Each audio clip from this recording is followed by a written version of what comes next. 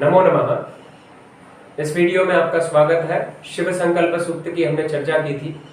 शिव संकल्प सूक्त की पिछली 4 वीडियोस में हमने 4 मंत्रों की चर्चा की। ये 5वीं वीडियो, इसमें हम 5वें मंत्र की चर्चा करेंगे।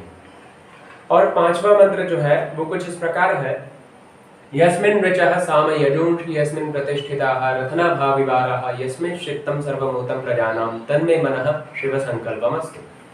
जो हमने अब तक नियम बनाया है वो यह था कि शिव संकल्प सूक्त के मंत्रों की केवल हम अर्थ करेंगे, और वही इस वीडियो में भी हम करने वाले हैं। तो ये जो मंत्र है इसका हम अर्थ समझेंगे। तो अर्थ समझने के लिए हम इसके शब्दों को समझ लेते हैं, शब्दों के अर्थ को समझ लेते हैं। इस तरह संपूर्ण मंत्र का अर्थ हम समझ पाएंगे। तो प्रारंभ करते हैं। जैसे पहला शब्द यहाँ जो दिया है वो क्या है, देखते हैं। पहला शब्द है यहाँ पर यस्मिन। देखिए यस्मिन ऋचः, तो पहला शब्द यहाँ निकल रहा है यस्मिन। अब यस्मिन मतलब होता है जिसमें। तो यहाँ अगर हम अर्थ करें, ढूंढे इसमें कि यस्मिन यानी किसमें, तो ये शिव संकल्प सूक्त है और इसमें मन की चर्चा की जा रही है। तो यस्मिन यानी किसमें, तो मन में, उस मन में यानी मन के अंदर, ऐसा भी कह सकते हैं। उस मन में अब आगे लिखा है ऋचः। ऋचः साम यजुंषि प्रतिष्ठिताः। देखिए इसमें कहा गया है कि यस्मिन यानी जिसमें, ऋचः मतलब होता है ऋग्वेद के मंत्र जो होते हैं उनको ऋचाएं कहते हैं। ठीक है, तो ऋग ऋचौ ऋचः, ऋचः बहुवचन है, ऋचाएं, बहुत सारी ऋचाएं। तो जिससे ऋचाएं, अब देखते हैं ऋचः साम यजुंषि यानी सामवेद। यहाँ पर ऋग्वेद की बात हो गई है और सामवेद की बात हो गई है, और यजुर्वेद, यजुर्वेद, यजु से यजुर्वेद, तो यहाँ पर ऋग्वेद हो गया। ये उनका कहने का अर्थ है, जो इसके ऋषि हैं आदित्य याज्ञवल्क्य, उनका कहने का अर्थ है कि यस्मिन यानी जिस मन में ऋचः, ऋचः मतलब हो गया ऋग्वेद की ऋचाएं। ठीक है, उसके बाद सामवेद और यजु से यजुर्वेद। यस्मिन् ऋचः साम यजुंषि प्रतिष्ठिताः। जिस मन में ऋचाएं, सामवेद और ऋग्वेद जो है और यजुर्वेद जो है वो प्रतिष्ठित है। प्रतिष्ठित का अर्थ यहाँ यह ले सकते हैं कि जिस शाश्वत मन से, जिस स्वस्थ मन से इन ऋचाओं की, ऋग्वेद की और यजुर्वेद की उत्पत्ति हुई है। देखिए हम जानते हैं जो मंत्र दृष्टा ऋषि होते थे वो अपने मन से यानी मन में ध्यान करके ही ऋचाएं और वेदों की उत्पत्ति कर सकते थे।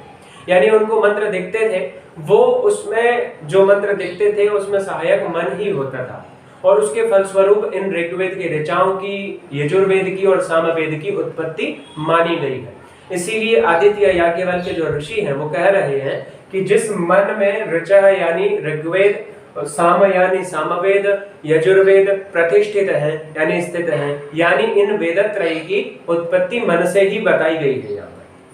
अब आगे जो कह रहे हैं, अब उसका एक उदाहरण दिया है यहाँ पर, एक प्रसंग देकर के उदाहरण दिया है। जिस प्रकार से रथनाभाविवाराः, तो यहाँ अगर इसको हम तोड़े तो रथनाभौ इव अराहा। जिस तरह से हम देखें कि जो रथ का पहिया होता है, रथ का चक्र होता है, उसकी नाभि में यानी रथ का जो सेंटर पॉइंट होता है पहिए का, ये यहाँ इसको नाभि कहेंगे। इसमें जो अराएं होती हैं, अराएं मतलब जो तीलियां होती हैं, जिस प्रकार से प्रतिष्ठित होती हैं बहुत अच्छी तरह से, क्योंकि इनकी अस्त व्यस्तता पूरे पहिए को अस्त व्यस्त कर सकती, पूरे रथ को बर्बाद कर सकती है, उसको सही ढंग से नहीं चला सकती। उसी तरह उन्होंने एक अच्छा उदाहरण दिया है कि जो ऋग्वेद और यजुर्वेद और सामवेद की मंत्र हैं, यानी ये जो वेदत्रय है मन में बहुत अच्छी तरह से प्रतिष्ठित है, यानी इन वेदत्रय की उत्पत्ति एक स्वस्थ मन से ही हो सकती है। तो इस स्वस्थ और शाश्वत मन से वेदत्रय की उत्पत्ति यहाँ मानी गई है। फिर वहां कहा है कि यस्मिन् चित्तम सर्वम, यस्मिन् चित्तम हो गया है वो नियम से संधि के। यस्मिन् मतलब जिसमें, ठीक है, यस्मिन् मतलब वही जिसमें, जिस मन में चित्तम सर्वम, यहाँ चित्तम दिया है, यस्मिन चित्तम सर्वम। चित्तम मतलब यहाँ अर्थ है ज्ञान, ठीक है, चित्तम मतलब ज्ञानम, ज्ञानम सर्वम ओतम प्रजानाम, मतलब यहाँ उदाहरण दिया है कि जो लोग हैं, मनुष्य है, उसका जो संपूर्ण ज्ञान है वो इस शाश्वत मन में ही प्रतिष्ठित होता है। यानी हमारा जो भी जानकारी है, सर्व पदार्थ विषयक किसी भी प्रकार का हमारा जो ज्ञान है वो इस मन में ही प्रतिष्ठित होता है। और उसके लिए एक उदाहरण दिया है ओतम, वो किस प्रकार से प्रतिष्ठित है, जिस प्रकार से जो कपड़ा होता है, कपड़े के अंदर अगर देखें तो जो तंतु होते हैं जिस प्रकार से प्रतिष्ठित होते हैं, जिस प्रकार से वो बिंधे हुए होते हैं, उसी प्रकार से इस शाश्वत मन के अंदर जो लोगों का ज्ञान है वो स्थित होता है, अनुस्यूत होता है। अब आगे वही कहा है कि तत् में मनः शिव संकल्पमस्तु, तन में मनः शिव संकल्पमस्तु, वो मेरा शाश्वत मन शुभ विचारों वाला हो, जो इतना प्रभावशाली है कि जिससे विदत्रयी की उत्पत्ति हुई, जिसमें संपूर्ण ज्ञान प्रतिष्ठित है लोगों का, वो हमारा शाश्वत मन शुभ विचारों वाला हो। धन्यवाद।